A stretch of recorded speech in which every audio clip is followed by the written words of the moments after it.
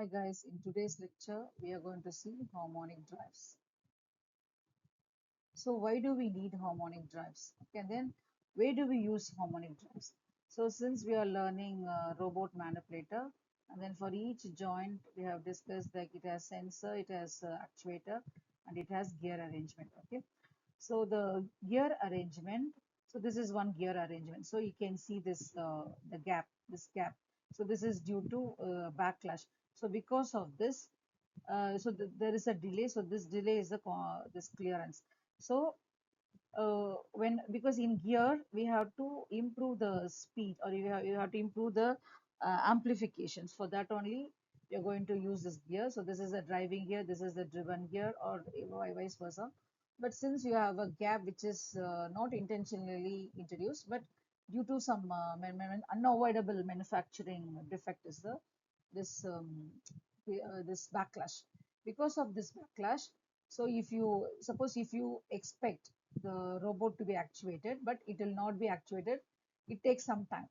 Okay, but in robot, even every millisecond is important. Even if there is a delay in that, so the robot will make a hole. Instead of this point, it makes a hole here because there is a delay. So this delay has to be addressed. Okay, so for example, so here is a, so this robot has a tool. So this robot has a tool. This robot has to make a hole on this. Okay. So we carefully design the control system, and we give the signal, and then that signal has to be amplified using gear arrangement. So if you expect this, because we have a trajectory also.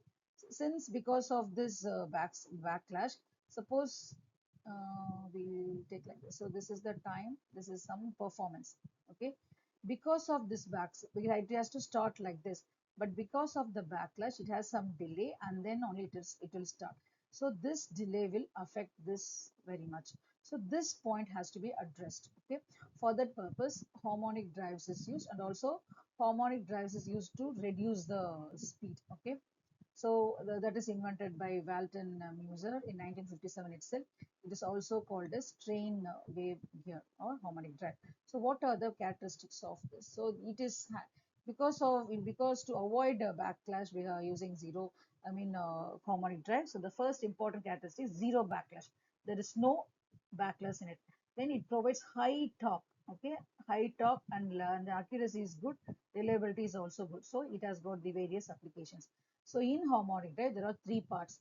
One is wave generator, then this is a flexible, this is flexible, and then this is the circular spline. So this will go inside, and then this will go inside. Okay, so here you can see that. So here this flexible spline. Okay, so how it works is, or how we can say that high torque or less speed is, suppose, and then this is in the form of elliptical format. Okay, so here you can see this. You can see the gap. So if you have a gap, then there will not be any actuation. So you can see the gap. You can see the gap. Okay. So in this, the actuation will not be passed. So in this, you can see only at one particular point is actuated. Only one at particular point, it is properly linked. Only that. So the entire speed is reduced to a smaller one, or I can say high torque. So since this particular part is engaged, through the other part the motion will not be transmitted. Only through this part only it is transmitted. Hence the speed is reduced, and also torque is more. Okay, so this is 185 generator rotation. One tooth position change in opposite direction. Okay, so how do we say that this speed is reduced? So this is a reduction ratio. So because this is a flexible spline, so you have to because it is constant, so that is 200. And then circular spline teeth, so this is the outer one circular, then there it is 202. So if you take the difference, then that is 2 by 200 is 0.01. So which means the speed is reduced by 1 by 100. So this is how, and then this is minus, will say it will move in the opposite direction. So with this we can say that using harmonic drive we can reduce the speed. So how do we reduce the speed? How do you use the reduction ratio? First you have to fix the number of teeth on the flexor spline, and then this is also fixed. We cannot change every time. Once it is once this particular harmonic drive is designed means, then the reduction ratio is also fixed. So in this case, if you use this kind of harmonic drive, the reduction ratio is minus 0.01, which means it always moves in the opposite direction, and then the speed is reduced by 1 by 100. Suppose if it is 1500 rpm, then it is 15 rpm. So see how much. So this because for a robot manipulator, or to actuate the joints, we don't need 1500. We are not using this speed to move a cot, or to move a bureau, or to move a big chair. We are just using this speed to actuate a small joint. To actuate the small joint, so we need less rpm.